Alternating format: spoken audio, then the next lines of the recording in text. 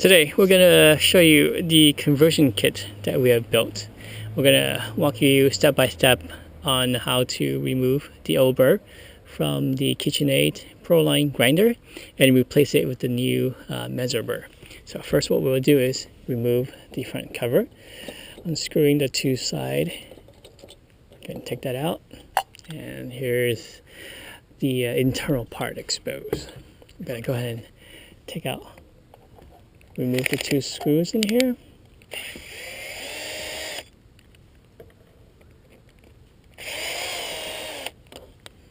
And go ahead and set this over aside.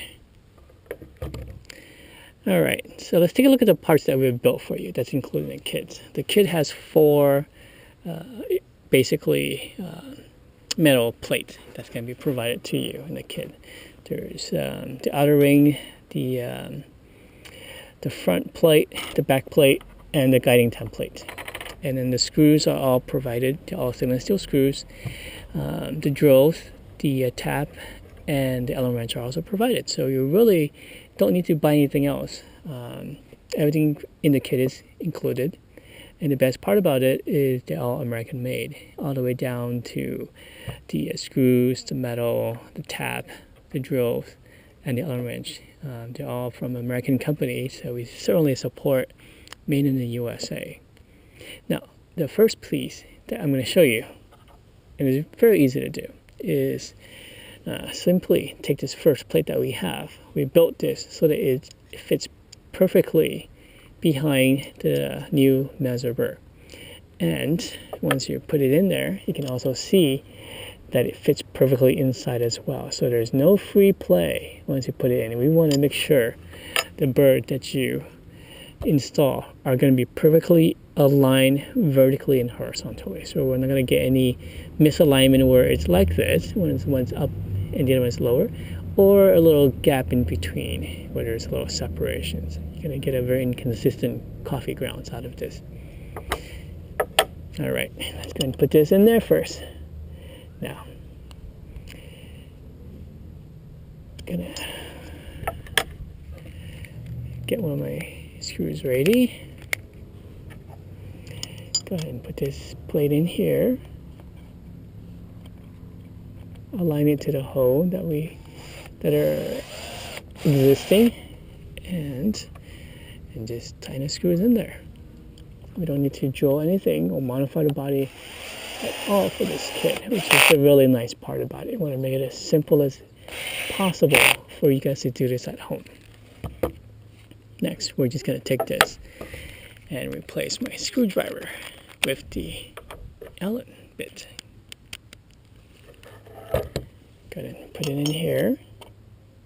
And you can see it's aligned, and we're going to use the shorter of the 6 screws that's provided.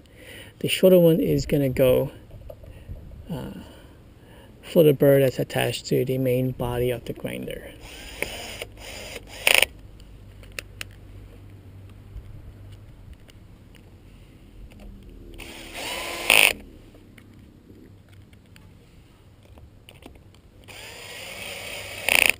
Okay, that's done. That's all you need to do for the burr that's going to be attached to the body. Next, what we're going to do is remove the front burr from the front casing, and we're going to go ahead and take that out. I'm going to remove my screwdriver bit again.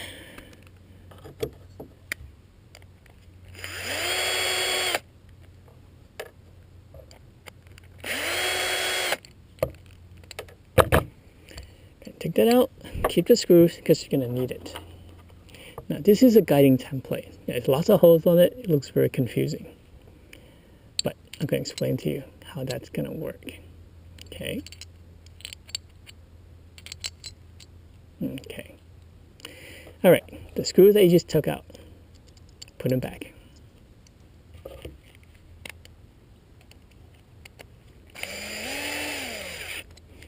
So for the sake of this demo, I won't put the other screws in just to make it a little quicker. Basically, you're going to put the other screws back in, and once you put it in, you're going to see 3 smaller holes and 3 at the larger one. You're going to start the smaller hole. The smaller hole is going to provide you where the 3 holes needs to be drilled. Then we made it extra thick for you, so as you insert your drill bit, it's going to keep it straight for you. So that essentially ensures that as you're drilling this, it's going to keep it straight. You're not going to have a slanted hole that you're going to tap later.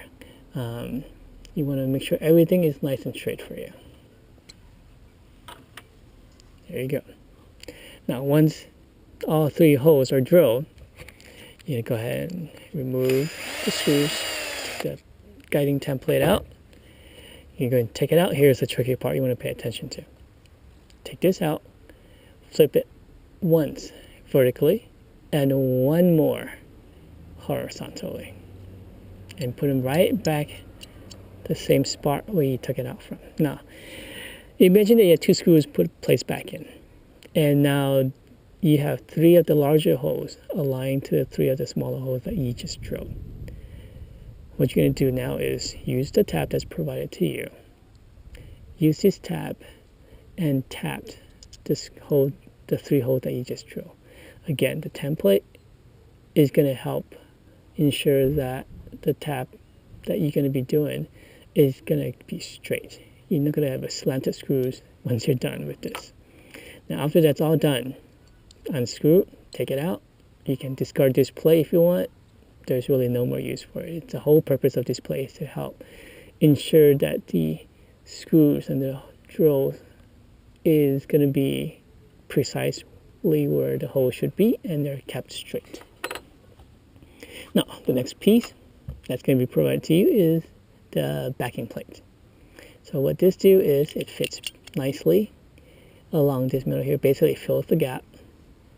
It's very thin, it's flush against the top as well, and it's also flush against the back of the Mazzer burr. And you can see there's very, very little free play once you put it in here. It's fit nice and snug.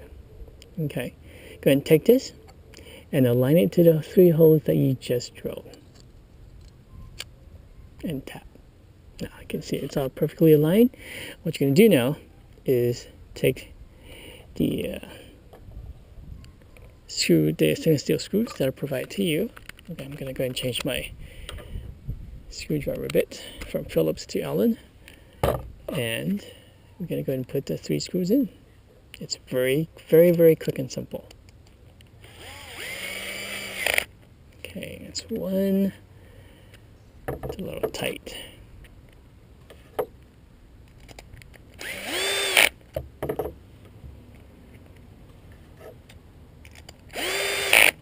Okay, there you see. That's pretty much the hardest part you have just done. It's this. Now it's perfectly aligned. It's centered. So what you're going to get is a very precise alignment to the other burr that's attached to the body. Now, next what you want to do is attach it to the main cap that you took out earlier. And, well, actually, easier is to actually place this inside first, because what you want to do is align with the inside. Now, once it's aligned, it's going to go kind of deep, and it's just much easier to do than is doing it the other way. Once you got that, you screw this back in.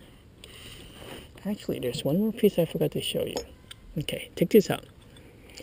We have this outer ring. This outer ring is to place before the cap. All right, this gives it a little additional space for adjustment. Once you're done, go ahead and put the cap back on. Screws everything nice and tight. Double check everything. And the last thing you want to do is, depends on how your grinder is configured, what you want to do is readjust your settings and also readjust the alignments. Every machine might be a little different, but it should be very consistent for the most part.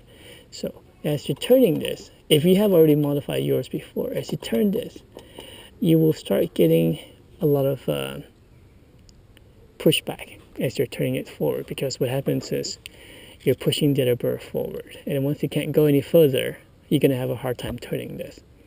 and that's basically the max you're gonna go. And so what I would recommend is, as soon as you hit that area where it's a little hard to turn, set that to number 8 and close it back. And so basically that's the maximum finest grinding that you could possibly do to your coffee beans. It's all done. Close everything back, do maybe some final checking, final adjustment, and grind away. So there you have it. That's the quick step-by-step instructions of the KitchenAid Proline Grinder Conversion Kit to the Mazzer Burr.